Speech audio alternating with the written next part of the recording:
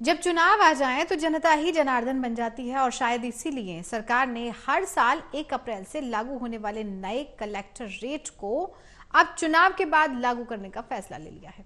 इससे रजिस्ट्री करवाने वाले हर व्यक्ति को पुरानी दरें चुकाने से हजारों रुपए का फायदा पहुंचेगा। सिर्फ इतना ही नहीं, जिस प्रॉपर्टी आईडी के लिए लोग धक्के खाते रहे और दलालों के पीछे भागते रहे, अब नगर निगम कर्मचारी घर घर जाकर के आपत्तियां दर्ज करेंगे और उन्हें सत्यापित भी करेंगे।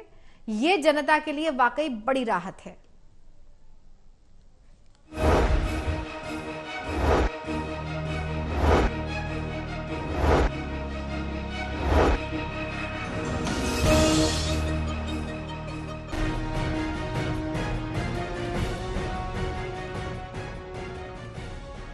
ये सच बात भी है कि नेता सबसे ज्यादा पब्लिक में जाने से तब डरते हैं जब चुनावी दिन होते हैं।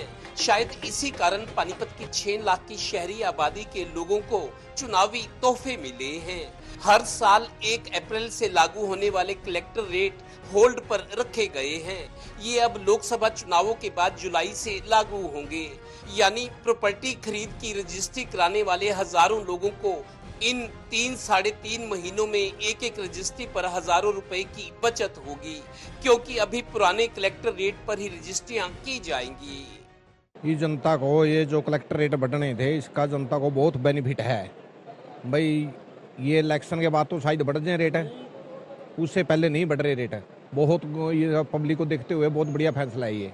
यही क्यों जिस प्रॉपर्टी आईडी के लिए 2 साल तक प्रदेश में शहरी निकाय में लाखों लोगों ने धक्के खाए, बददुआएं दी, परेशानियां झेली, दलालों का सहारा लिया, अब प्रॉपर्टी आईडी की गलतियां और आपत्तियां पानीपत में तो टीमें घर घर जाकर दुरुस्त और सत्यापित करेंगी। इसके लिए नगर निगम कमिश्नर ने टीमें गठित कर दी हैं। ये होता है चुनाव का डर। गौरतलब है कि सरकार और नेता डरे तो गाज बाबुओं पर गिरती है, ऊपर से सख्ती और आदेश आते हैं, तभी पब्लिक के काम तेजी से होने लगते हैं, क्योंकि चुनाव आ गए हैं। हो सकता है ये चुनाव के बाद क्या पता आगे बढ़ जाए, ये भी कह सकते हैं। चुनाव हो जाने के बाद, इलेक्शन हो जाने के बाद फिर ये बढ़ा भी सके है, फिर ये तो फिर मनमानी हो गई ना, फिर गवर्नमेंट की मनमानी हो जाएगी।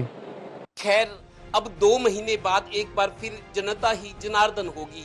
काम ही तेजी से नहीं होंगे, वोटर्स की बात भी सुनी जाएगी और नेताजी को अब सुनाया जाएगा, उन्हें सुनना पड़ेगा, क्योंकि जनता ही अब उनके लिए जनार्दन है। Total news, Panipat.